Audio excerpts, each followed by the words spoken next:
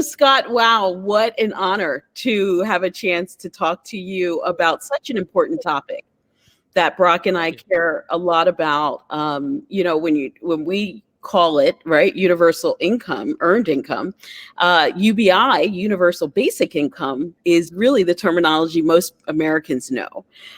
So I thought we'd really go in with learning a little bit about your background, and then answering that basic question for so many people that wonder, what in the world is it, before we go deeper into questions. Sure, yeah, and thank you for having me here today to speak with you. Just a quick about of my background is that I got into this through like the technology argument, and this was back in 2013, prior to the report that talked about how potentially half of all jobs could be eliminated in 20 years.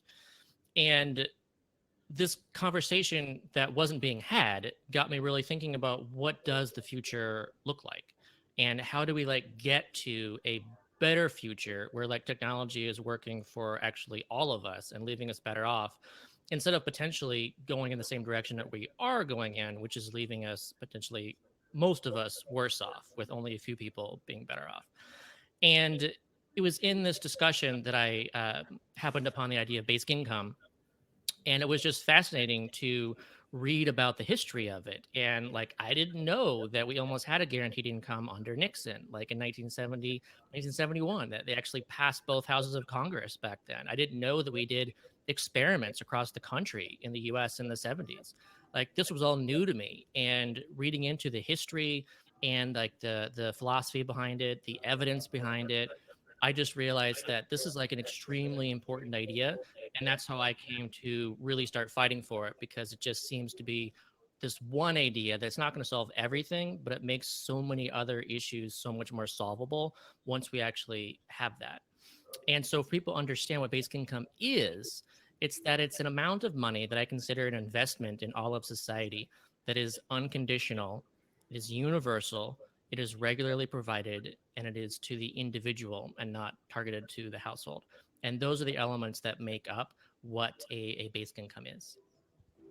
And And so the, uh, yeah, in total agreement that this is something we're going to need.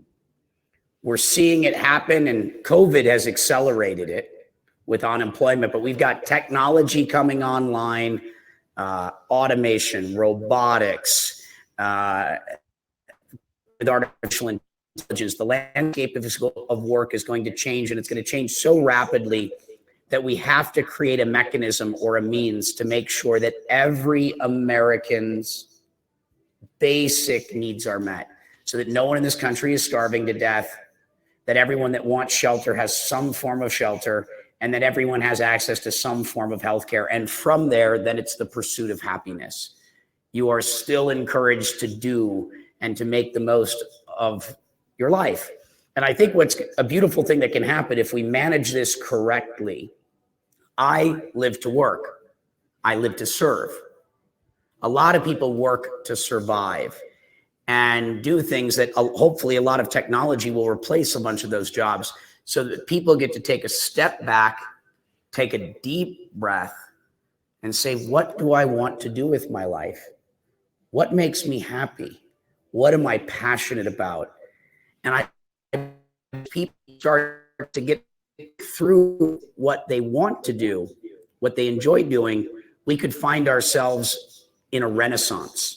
I think this could lead to a really amazing future for this country. And I don't think we have a choice. And so one of the other things that's often brought up is, oh, does this mean we're going to have to raise a bunch of taxes?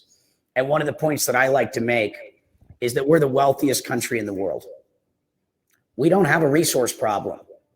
We have a resource allocation problem, an efficiency problem, an accountability problem, administrative problems. There's a lot of things that we can do, I believe, to provide this to every American without increasing taxes, but that's a different discussion.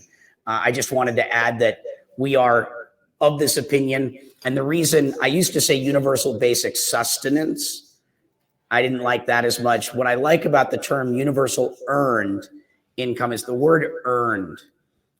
Is one, it's but you go from like, is it a handout or a hand up? And how do you earn it? You earn it by participating, by being a participant in the system. This is like one of the many benefits of being an American. We are blessed with abundance, and by being part of the system, you've earned that by participating. Thank you. I'd love to hear your thoughts on that, Scott. Yeah. I like to think about Thomas Paine's perspective, because then this is a very old idea, and Thomas Paine he wasn't talking about like universal basic income as we know it today, but his reasoning for this idea of a universal grant that everyone got upon reaching the age of 21 was this idea of natural inheritance. And so he did speak about it as this, it was earned based on being an American citizen. And this justification for it was essentially this an indemnification for civilization, where we created civilization, we created property rights, but nobody created the earth. And he's saying that if we create civilization in a way where the natural state of being, people are actually better off in this natural state, and we create civilization and some people are worse off and then some people are better off, then the fact that we've made people worse off by creating the civilization as we know it means that we actually have to indemnify that. We have to lift them out of this. We have to make sure that they actually have sufficient amount of access to resources so that they aren't better off, and that this is their natural right, as would have been their natural inheritance, that we actually kind of stole that from them by creating property rights without actually providing access to a sufficient amount of property still, so that people aren't worse off. I love how you used, and you have a fantastic website, and I'm hoping we kind of can give it a shout out towards the end. Absolutely. And you have this wonderful analogy where you start with describing individuals coming to the table. Somebody has $5, somebody has 20, somebody has 40. Can you share a little bit about why you use that analogy and a little bit about the story behind that? Yeah, I thought of that because this actually goes to the argument of understanding how affordable basic income actually is because everyone is paying into this pot and everyone is receiving out of the pot. So if you were essentially paying, say, $5 to receive $20, then that's a $15 net. And if you're, say, paying $20 to receive $20, then there's nothing really exchanged there. And so what matters as far as the cost of basic income is actually the net transfer of the money, the amount of money from net recipients or from net payers to net recipients. And my analogy with the people is I wanted to even describe that that even the net payers are actually better off. So imagine like you're a rich friend and you have friends that are not as well off as you. Some are basically not able to afford to go out, but you want to all go out. You're all friends together. So all 5 of us go out to the bars or dinner or something. And you want to make sure that people who can afford to go can go, but also it's tough because you can't just give them money and just be like, here's money, come on out. Because then they feel like it's a charity case.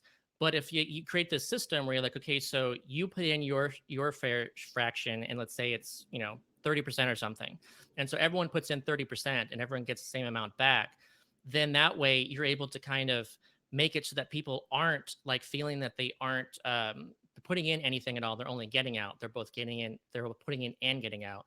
And then so therefore it feels like this more fair kind of setup. You don't feel like a charity case and you're happy to go out. And then so the person who actually made it possible, the one who has effectively the increased taxes, they're better off too, because now they actually get to go out with everybody. They're able to enjoy time with their friends. And also, as far as the business owner is concerned, they're better off too, because they actually have customers instead of people that don't have enough money to actually go out. Brock, I know that this is so up your alley. We've had so many conversations around how we can make this work and how we can co-create policies like this together.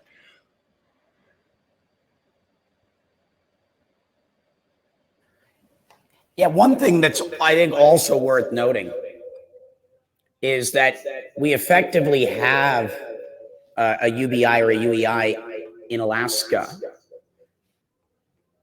In Alaska, you're money for living there. And so we have data in the United States where we've had something like this functioning for a while.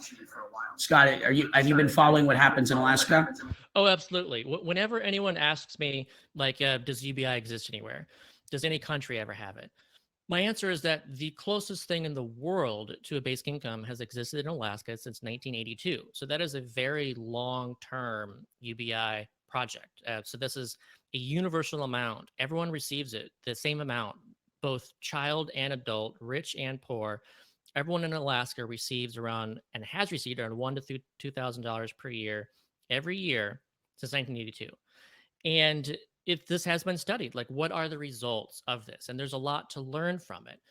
Just a few things that we can actually already know that we've learned from it is that in general, people use the money to pay down their debts. They use it to increase savings. They use it to save up for their kids' college educations, and they're able to afford durables in a way that makes it easier, like say buying like a new fridge or a new dryer if it breaks or something like that. They use the money.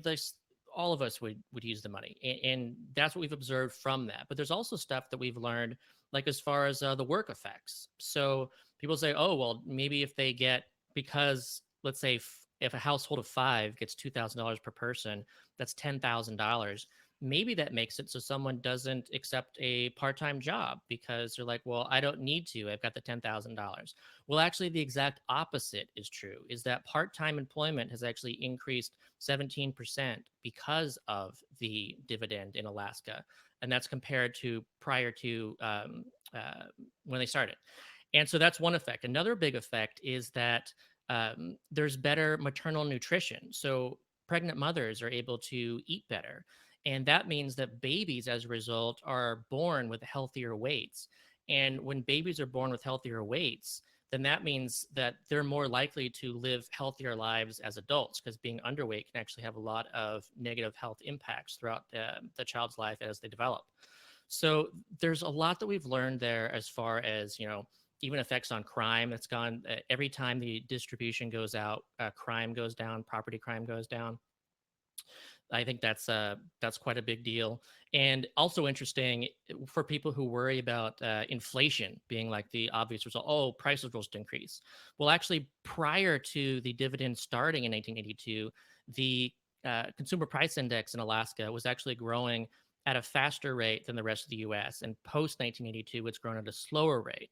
So it's actually the opposite there too. And every time the distribution goes out, you see dividend sales all across Alaska. Everyone actually lowers their prices in order to attract people to spend money at their store instead of a competitor's store. So there's just a lot of interesting data out there because of Alaska. Amazing. And we've got questions coming in, really good questions coming in. So Scott, stay tuned. I think we have 2 questions. Let's see. And you spoke to the first one. How will universal earned income work to reduce poverty in America? I think you kind of hinted to that, but if you want to expand upon that. Yeah, so it's interesting. The poverty is just simply defined as is a lack of income. The poverty line that we've drawn in the United States is around $12,000 a year for a household of one, and a little bit over $4,000 per additional household member. And so just how by we define that, if we make sure that everyone has at least that amount, then nobody is in poverty based on that defining attribution of what poverty is. So if poverty is lack of income, the most direct way to solve that is to make sure people have money. And so, yeah, it absolutely immediately reduces poverty. And then people say, well, what about certain situations? What about, people will use it to like buy drugs and alcohol or whatever. And that too, is just, we don't see that in the evidence. Actually, there's a slight decrease in consumption of those due to the evidence. And you can understand that as being that a lot of this kind of abuse of drugs and alcohol and things is a result of a self-medication due to living in an environment of chronic stress being constantly insecure and unstable. And when you create that stability, then you don't require that self-medication in order to get by. You're not trying to get out of your reality because your reality is better. So that's it's another important aspect of UBI is not only the amount of money, but also the unconditionality and the stability. Right. And Brock, yeah, I could tell. There you go.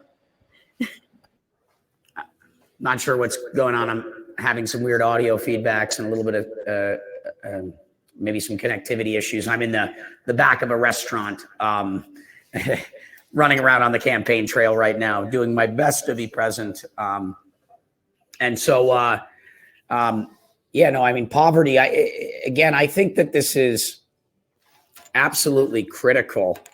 Let's see if this works better for me. And so this country is divided right now, economically, the great wealth divide, politically, racially. Well, at the same time, we're facing existential threats environmentally, technologically. Like, the decisions we make really matter right now. And so a lot of Americans feel like their backs are up against the wall. They feel voiceless. They feel desperate. And what happens is, when you feel that way, your values and principles become secondary to survival. And so I think that this is the solution, to call it ending real poverty, where you're literally feeling desperate. And I think that we can get there. Obviously, we have a lot of other issues that need to be addressed, mental health related issues, which, I mean, don't even get me started. We have other town halls in the past that you can review, and that'll be an ongoing conversation. But, this is one of the main things that I'm pushing for. It's, how do we measure our success as a nation? Our founding fathers had a very intention, that being life, liberty, and the pursuit of happiness. Measure our success by our life expectancy. Measure our success by our liberty, or our freedom, the land of the free. And then finally, the pursuit of happiness. Measure our success as a nation by the happiness of our people. But for people to really be empowered to do that, we have to make sure that we found a way that they can just say, all right, I don't have to worry about that stuff. I can focus on everything else that matters. And that's what matters, is being able to focus on that higher stuff. I'm so glad you said that. I mean, it's something that Brock and I just personally are so passionate about, making sure that mental health is not just poo-pooed during this period, right? And we did it, I thought, a really good town hall, both on veterans and first responders, challenges at this point in time, especially because of what's happening with the fires and COVID, but also looking at mental health in general, and how we really need to be doubling down on funding efforts that are the most efficient, especially telehealth, different things that allow for individuals through blockchain technology, even, to keep a sense of how they're doing, during this period. So, question for you, because we skimmed over this, but I know a lot of our supporters and those that are interested in learning more about this area oftentimes will look at the CARE Act and say, well, isn't that sort of a test pilot, if you will, of what this could look like? So I know you're following that closely. What are you hearing people say on the Hill? How do you think it's gone? What are areas for improvement? And how can we together work to take this quote unquote pilot, right, for the CARE Act, and really turn it into something that we can formalize that does look like UEI? Yeah. So what was really interesting is that when this crisis hit, I was really happy to see that pretty much immediately there was a consensus that we've got to get money to people. And so, yeah, that is the correct answer, is that people need money. That is the absolute most important thing that they're able to get, because, at no point in this entire crisis was there an issue of, not enough food being in stores and that people were going hungry because they couldn't buy food. Like, the food has always been there. Like, some items were out where we had like supply chain issues that we had to work through, but at no point were like people starving because we had a milk shortage for a bit, And so that's primary number one. When it came to the CARES Act, that stimulus check was important. I wish that we would have done it in a way that didn't draw that line, where we said, okay, so we're gonna say that people who earn over $99,000 get nothing because they don't need it. And of course, that was defined by tax returns from the years prior. And so, how are you supposed to know that someone doesn't need something? They could have lost their job and they had a job that paid 120K, and now all of a sudden they don't have any money, and they're being told that they don't deserve this assistance because of that. And so that's, again, that shows that say well-meaning lines can actually exclude people in need as soon as we draw those lines. What we should have done is said, all right, let's make sure it goes to everybody. And then what you can do is say, you look at the tax returns in future years and say those who earned over $100,000 in 2020, then they pay an extra 5%, or they pay the amount that they got back. So let's say they got a $1,200 check. You'd say, all right, well, because you earned over that amount in 2020, then you owe an extra $1,200 in taxes. Like, that would make a lot more sense. You maintain universality, you make sure nobody falls through the cracks, and then you worry about the clawback after the fact. So that's something important. The other thing too is the fact that we had this flat $600 per week boost to unemployment insurance and pandemic employment assistance that went to freelancers. So the fact that that was a flat amount, that was really UBI-like too. And so it only went to the unemployed, but you weren't saying, all right, so based on what your previous earnings were, then we're going to make sure that you get this extra assistance calculated based on that stuff. That's normal unemployment, but this boost was a flat $600 per week. And not only was it a flat amount, but it was a high amount, and it actually increased the total amount of disposable income for recipients. It increased 2 out of every 3 people based on their previous earnings. So this was a big income boost, actually. And so Republicans were screaming about, like, oh, how unfair that is, that people are getting more unemployed than they were being employed.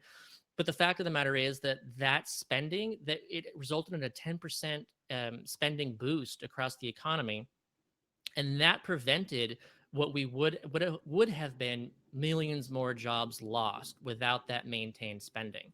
So that too is this lesson that it's good macroeconomically to make sure that people have this spending money, because they are actually to spend in the economy and it creates jobs. What's also interesting too is that they looked at the evidence for, like, did people stop working? Like, what was the effect on that? Because we were only paying people to be unemployed. And even looking at that, and even that incentive, it still actually didn't show with people macroeconomic, like across the economy, reducing their hours worked. They actually, when they had the job offer to go back to work, they took it. So that was, if a conditional amount of income that's $2,400 per month did not have that effect, then obviously an amount of UBI would not have that effect, because you don't even have that work disincentive, because it does add to what you earn afterwards. So yeah, there's a lot of interesting stuff to learn. Now, I'm so happy that you explained it that way. If people wanted to dive a little bit deeper into this, right? Is there a think tank that you might recommend? I know, there's so much information out there, but you seem to obviously be one of the leaders in this space, and probably have a good understanding on what think tank is really doing a great job in breaking this down, especially the most recent CARE Act distribution. So when it comes to like basic income related stuff, there's the Stanford Basic Income Lab, and you know there's a lot of interesting stuff there that they've been putting out. And for those who have more conservative leanings, I recommend stuff from the Niskanen Center. They're a conservative leaning think tank that's pro basic income. So they have a lot of interesting stuff too. But then a lot of other stuff that I'm mentioning here is really it's stuff that you can just find Mhm. by looking for it. It's out there. I just happen to be constantly absorbing it and Right. compiling it, so I could talk about it. Well, and you not only can you talk about it, you also have great, like I said, resources at Scott Santens, and it's .com, correct? The Yep. website. So the one thing that often happens, and this is what Brock and I are doing, on the campaign trail, is we're holding these town halls so we can engage individuals in the conversation with us. We want to co-create solutions with the American people so that we are all understanding that this doesn't have to be a divisive conversation. This can be a unifying one where we can come to some understanding. When you think about where this goes next, right? Who are the partners that are standing up and saying, we want to get behind a campaign around this? We want to absolutely really get everyday people fighting on a local level to ensure this is actually taken seriously. I think Yang did obviously a great job with his campaign, getting it out there. So what's the next step? Because we're certainly behind it. Yeah, so people who want to get active in this, I suggest going to incomemovement.com and signing up there. And so even we just did something that was called Basic Income Week, and this has actually been an annual thing for years now. And we did like a bunch of events, and this is a worldwide thing. So people from countries all over the world had some kind of events that they planned that happened last week during Basic Income Week. And for those who were already, say, part of Income Movement and were informed in this way, can also, could have taken part in those things.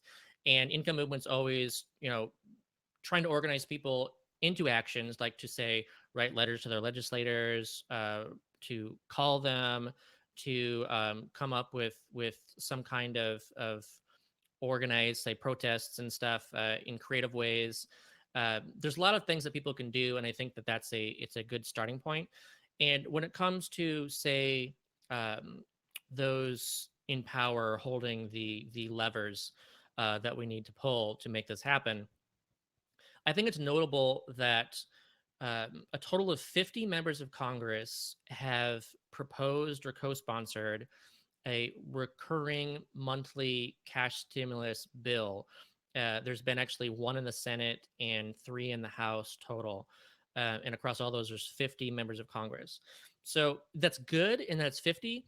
But really, stuff happens when you get 100 people, and you really need some bipartisan support there too. You got to have at least something on both sides.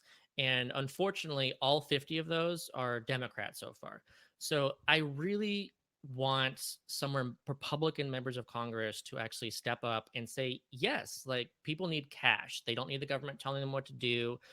We don't need all this other stuff. We just want to make sure that people have money to spend into the economy. It's important for small businesses. It's important for capitalism. Like there needs to be some conservative that steps up and co-sponsors, especially who are conservative leaning, to contact their representatives and say, look, you need to get on board with this, because it's when we start getting a bipartisan consensus that this is the kind of stuff that really moves wheels and is able to get something going. Well, I know that we are behind you all the way. This is exciting. We do have time for one last question. Go to brock.vote. And here's Brock. Yeah, I've got some connectivity problems, so I'm turning video off. I'm with you. One thing I would say as an independent candidate, as I meet with Democrats, as I meet with Republicans, I present this information in such a way that I'm not really getting any pushback. The only question that's come from Republicans is like, will you have to raise taxes? And my view is I don't think we have to. I think there's so much waste and so much inefficiency and lack of accountability in the existing government. It's easy to pay for.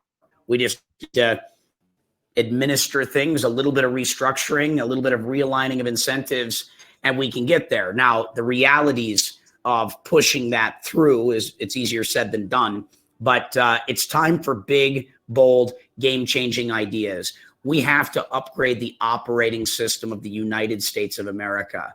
It's our time. This is the time to act.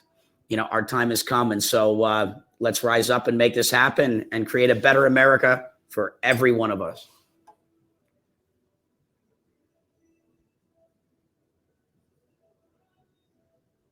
You're on mute. Okay, I was saying that's wonderful. So thank you, Brock, for that. And I was saying, do you have any last words before we close out? Yeah, just along what Brock's saying too is that I think it's important to bring up what just came out recently, because it's a big deal that people should know about, that there has been a transfer of wealth from the bottom 90% straight to the top of $50 trillion over the past decades.